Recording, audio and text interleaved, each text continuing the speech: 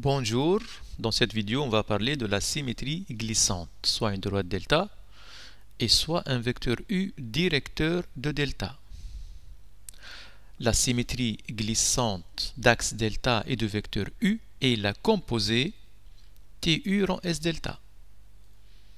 TU rang S delta est la symétrie glissante d'axe delta et de vecteur U. Je ne peux dire que l'axe est delta et le vecteur est U que si U est directeur de delta. Alors, comment on construit l'image d'un point, soit un point M? Je veux construire son image par cette composée-là, par cette symétrie glissante. Je commence par son image par S delta. Je construis son image M1. Le point obtenu, je construis son image par TU.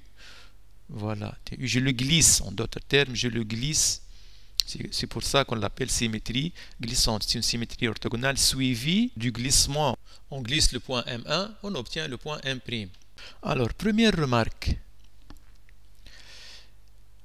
Est-ce que c'était possible que je commence par TU, puis je construis l'image par S delta? Je translate le point M, puis je construis le symétrique? Oui, c'était possible. Il y a commutativité ici. En général, la composée ou la composition des transformations n'est pas commutative. Mais dans ce cas-là, dans ce cas particulier, elle l'est. TU rang S delta égale S delta rang TU. Soit maintenant une symétrie glissante. Bon.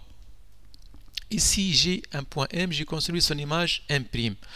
Le milieu de M', il semble comme s'il appartient à l'axe. Vérifions. On a un triangle ici. J'ai une droite qui passe par le milieu d'un côté, parallèlement à un deuxième côté. Donc automatiquement, elle coupe le troisième en son milieu. Vous avez vu ça lorsque vous avez étudié le théorème de Thalès. Et cette propriété-là est très utile dans les exercices pour trouver l'axe d'une symétrie glissante. Donc si f de A égale B, f est une symétrie glissante, alors le milieu de AB appartient à l'axe. Si maintenant je prends un point sur l'axe, un point A sur l'axe, et je construis son image par cette symétrie glissante, je commence par son image par S delta. Il est sur delta, donc son image c'est lui-même. Maintenant, je construis son image par TU. Ça va être un point ici. Alors, qu'est-ce qu'on remarque? Si A est sur l'axe et B son image, le vecteur AB, c'est lui le vecteur de la symétrie glissante. C'est assez important aussi. On l'utilise dans les exercices pour connaître le vecteur d'une symétrie glissante. Il suffit d'avoir un point sur l'axe et son image. Vous avez automatiquement le vecteur de la symétrie glissante et aussi l'axe lui-même. Parce que parfois on connaît un point de l'axe sans connaître l'axe. Alors j'écris ça. Si A appartient à l'axe de F, je connais son image, alors le vecteur il n'est plus inconnu, il est devenu connu. U c'est AB et l'axe lui-même il est connu. Point suivant, F rang F. Alors vous avez F une symétrie glissante, on a construit l'image de M. Symétrie puis translation. Alors je vais construire l'image de M' par F. Une symétrie orthogonale, puis une translation. Alors il s'avère que ce vecteur-là, c'est égal à 2 fois U. C'est-à-dire F rang F, c'est la translation du vecteur 2U.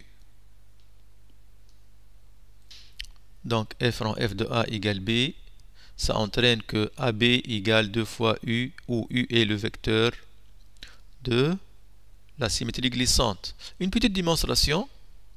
F rang F, je vais remplacer F par TU rang S delta. Et ce F là par S delta rang TU. Elles sont égales, n'est-ce pas? Pourquoi ça? Je peux maintenant considérer S delta rang S delta. Il y a associativité pour la composition des transformations. Je peux mettre les parenthèses ici.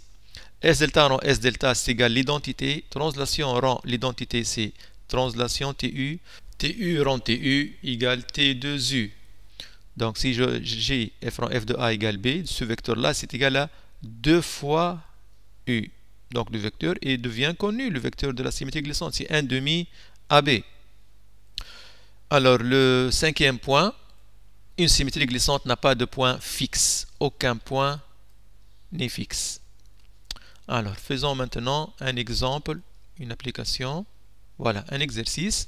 Je vous invite à arrêter la vidéo et de réfléchir. C'est un exercice important. Il englobe à peu près tous les points qu'on vient de voir. Bon, j'espère que vous avez bien réfléchi. Alors je passe à la réponse. Alors ABCD un carré, IJKL les milieux des côtés. Montrer qu'il existe un unique antidéplacement F qui envoie A en D et D en C. C'est une question classique. Et on a parlé dans une vidéo précédente. Il suffit de dire que, vérifier tout d'abord, puis de dire que AD, la distance de départ, c'est AD égale à DC et c'est différent de 0. Mais est-ce que c'est vrai? Vérifions. AD, c'est égal à DC puisque ce sont deux côtés d'un carré. Et elles ne sont pas nulles, ces distances-là. Oui, on l'écrit. AD égale DC différent de 0, donc il existe. Deuxième question. Précisez la nature et les éléments caractéristiques de F. Alors, cet antidéplacement F est soit une symétrie orthogonale, soit une symétrie glissante. Peut-il être une symétrie orthogonale? Existe-t-il une symétrie orthogonale qui envoie A en D et D en C? Si elle envoie le A en D, son axe serait la médiatrice de AD. Et puisqu'elle envoie aussi D en C, son axe serait la médiatrice de C. Mais est-ce que ces deux segments ont la même médiatrice, AD et DC? Ils n'ont pas. Ces deux segments n'ont pas la même médiatrice. Donc, cet antidéplacement n'est pas une symétrie orthogonale. Ça ne peut être qu'une symétrie glissante. Ce que je viens de dire, il est écrit ici. Passons à la deuxième question. Préciser la nature et les éléments caractéristiques de F, de cet antidéplacement. GF de A égale D. Donc, le milieu de AD appartient à l'axe. On a vu ça, n'est-ce pas? F de A égale B, donc le milieu appartient à l'axe. Donc, on a dit F de A égale D. Donc, L appartient à l'axe A étoile D. On a aussi l'image de D, c'est C. Donc, le K appartient. Donc, l'axe est devenu connu maintenant. Alors, F de A égale D. Ceci entraîne que A étoile D appartient à l'axe, c'est-à-dire L appartient à l'axe. De même, F de D égale C. Donc, D étoile C, le milieu appartient à l'axe. Mais c'est quoi D étoile C? C'est K. Donc, l'axe est connu maintenant. On a déterminé l'axe. Alors, comment déterminer le vecteur? Je remarque ici que j'ai un point qui apparaît deux fois, le D. Ceci m'amène d'utiliser la composée. F rend F de A. C'est F de D. Et F de D, je le connais. Donc, F rend F de A. C'est F de A. Ce F de A là, c'est D. Donc, c'est F de D. Et le F de D, c'est C. Donc, pourquoi j'ai pensé à F rend F? Parce que je vois ici deux fois un même point. Mais qu'est-ce qu'on a dit à propos de la composée? AC, c'est deux fois le vecteur. AC, c'est deux fois le vecteur. Donc, notre vecteur U, c'est 1/2 AC. Mais c'est quoi 1/2 AC? C'est LK. Parce que dans ce triangle-là, LK, c'est un segment joignant deux milieux. Segment joignant deux milieux, il est parallèle au troisième côté. Et de point de vue distance, ou longueur, c'est la moitié. Donc, de point de vue vecteur, 1/2 AC, c'est égal à LK. Donc, U, le vecteur de F, U égale à LK. Alors, on connaît l'axe, on connaît le vecteur. Donc, la forme réduite, TLK rend SLK. Bien. Il y a ici un deuxième chemin, et c'est important de le connaître. Je vais commencer par cette ligne-là. On est arrivé ici. Alors, au lieu de dire F de D égale C, etc., ici, j'ai un point de l'axe. Si j'arrive à connaître son image, c'est terminé. Alors, c'est quoi l'image de L? L, c'est un milieu. L, c'est le milieu de AD, et je connais l'image de A et l'image de D. Donc, l'image de L sera le milieu de quoi? Des images. L'image du milieu, c'est le milieu des images, car une isométrie conserve le milieu. Et en général, elle conserve le barycentre. C'est ce qu'on va écrire. Donc F envoie A vers D et D vers C.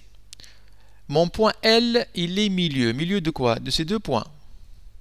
Donc l'image de L sera milieu de f de A et f de D. Pourquoi ça? Car une isométrie conserve le milieu. En général, elle conserve le barycentre. Mais c'est quoi le f de A? C'est D, f de D, c'est C. Donc f de L égale D étoile C. Mais c'est quoi D étoile C? C'est K. Ça y est, vous connaissez l'image d'un point de l'axe, c'est terminé. Le vecteur de l'antidéplacement c'est LK et l'axe c'est la droite LK. Merci pour votre attention et à bientôt.